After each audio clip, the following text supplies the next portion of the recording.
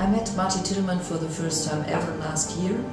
Then we had really a meeting where I said, you have 10 minutes to convince me. And of course we had a meeting which lasted more than 1 hour. Martin's a musician who's played on a lot of people's scores. He's done his own records, but this one I think is most personal to him.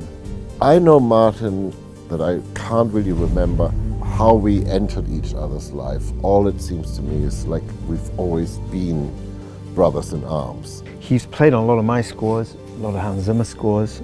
So much of my stuff turned into Martin cello concertos. Jack Sparrow, Pirates, The Joker, Martin Tillman. He's made a lot of other people's music sound good.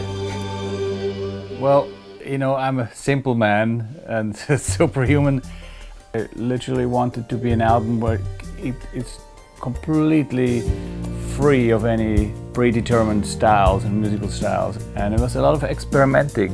Martin could have just sat there and played the cello beautifully for the rest of his life and we'd all be happy. But he had to go and do something extraordinary. It was incredible. I mean, we had 6 months of recordings, had over 90 people playing on the record. For me, Superhuman's mission is to, I think, just to reinvent fun. I mean, it's such a waste. Why do you go to a concert just to be seen? No, you should be going to a concert to feel how you have fun. Like, you should discover yourself, like, oh, that was great. All that I've said already is true, but this is truer. I think he's an old rock and roll dude. I mean, he belongs in a band.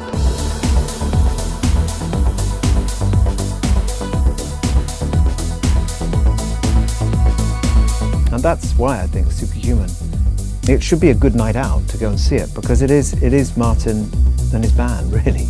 Who doesn't want to go and see a man who plays extraordinary music with extraordinary love in his heart, with extraordinary commitment? And it's not, although the symphony may be involved, at heart, it's rock, really, and dance, yeah. Because I like both. I like the peace world, but also I like to rock out. It goes all in one circle. And it's the first time I can say, actually, I did a record which I'm really damn proud of. The vivacity of him playing the cello is quite unique, I think. I mean, people play the cello, but not like him. No. If people say anything good about me, I'm nothing compared to the dedication that, for instance, Martin manages to find in his devotion and love for Eva. Eva has the disease, and Martin's tried to do what he can do about it. He's not a doctor, unfortunately. But what is he? He's a musician, so what can he do? So he's done this album and dedicated to Eva. Superhuman is our story. It started when I already was diagnosed with multiple sclerosis, and Martin asked me, my birthday was coming up, and he asked me a few months before what is it that I would like for my birthday. So then I said, well, you're a musician, I love when you play music for me, so write me a new upbeat, happy tune.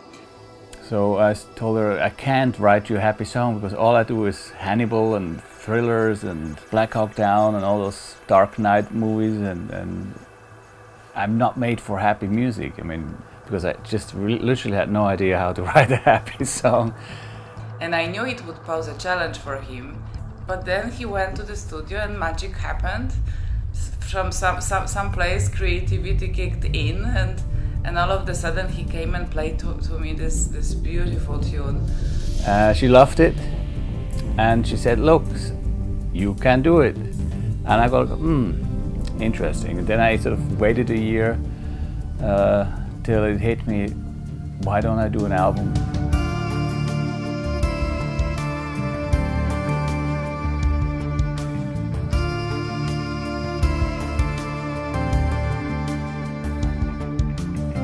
I think when he started it, it was clear, it was very personal, and it was for Eva and for them. But as it's grown and become a real musical event, I think it's grown out of its boots a bit, and it needs to be shown around the place. And people I think will be able to relate to the story behind it. I think it will work because you know, you can go and see a CG something thing, or you can feel, smell, hear the rawness of true human emotion, that where somebody bears their heart and their soul right in front of you. Now that's an experience to be had. Basically, what I'm trying to do is revamp and redesign the way you do music in concert halls. We need people who are telling us about the emotions, of course, of music, and who are very deep into different kinds and aspects and styles of music. And so I felt the Superhuman project could be a link which shows us the abilities and the deep emotion and the deep power which music has. Instead of a regular symphony, I'm imagining, since I'm a cello player, wouldn't it be cool to be surrounded with another 20 cellists? Imagine we're doing a line with electro cello and 16 or 20 cellists on top, and 2-3 timpani players, 5-6 horns, a black ballerina and an Asian breakdancer, and multimedia show. So I'm convinced that we have to try to find younger audiences, but it's really how can we attract people who have no access nowadays to us for different reasons, people who are not knowing what we are doing, and people who are absolutely keen to get a really close approach to classical music. You know, I still think fundamentally what puts it in a category of its own and sets it aside is the fact that it has him front and center. You know, left to him, his devices, he'd probably be somewhere back left corner, but actually center stage is where he needs to be, because I think the cello is such a ravishing instrument and he plays it so well. So what are we after in life? We're after having an experience, and I'm pretty sure Martin can do that for you. I know it will grow, and when we play it in different sceneries and different venues, whether it's within a big orchestra or in a more DJ situation. And it maybe sounds a little arrogant, but I find this record came out really cool. He's a human being, and that's kind of hard to find sometimes. I think I married a very talented man.